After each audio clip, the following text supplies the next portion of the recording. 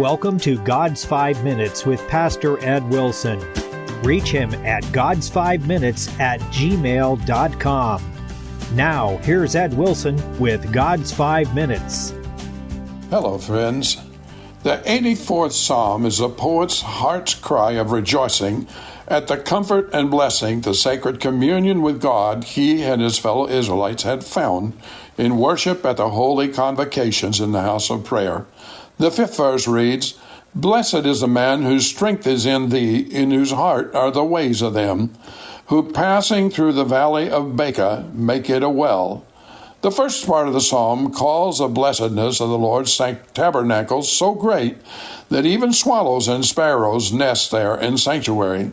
No doubt there were birds in or about Solomon's temple, but perhaps we shall do no injustice to God's grand scheme of salvation if we stretch the psalmist's meaning to reach souls of people who consider themselves no more significant than a sparrow. Everyone is welcome in God's house, from least to greatest. Having thus spoken of the blessedness of those who actually lived in the chambers of worship, like Eli and Samuel had done, the writer next addresses those whose duties of life, have taken them in other directions, and who can only visit the tabernacle for the special occasions required of all Israelites. Although they cannot bake the daily shewbread or rake the ashes from the golden incense burners, yet there is a blessing reserved for them too. Those who undertake the pilgrimage in bands with their devout brethren shall find their blessing. It's not an indiscriminate blessing. It falls to those who have made their strength, that is the core of their lives, worship to God. The blessedness of sacred worship does not belong to half-hearted service performed from a sense of duty.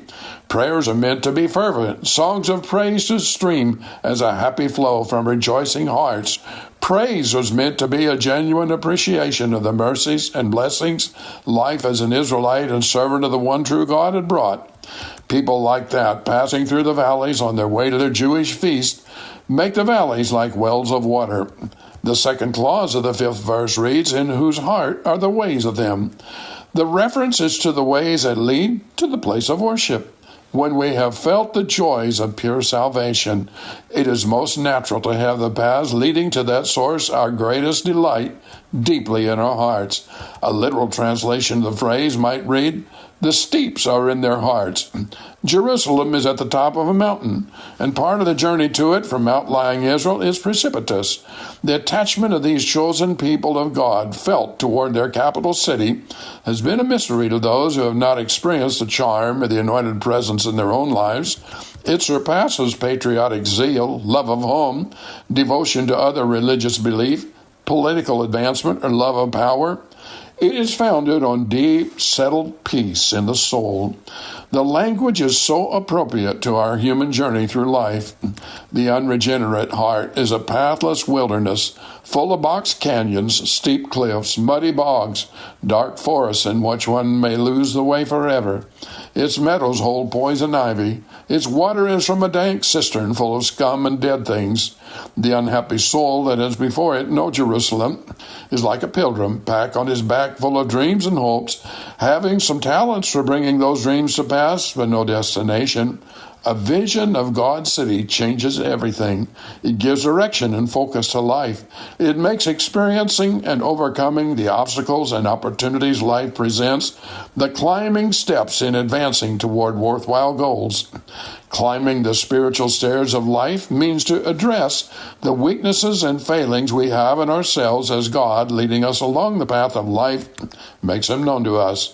It's always easier than it looks to be, for He is there to shine His great light on each steep tread and to provide us with His grace.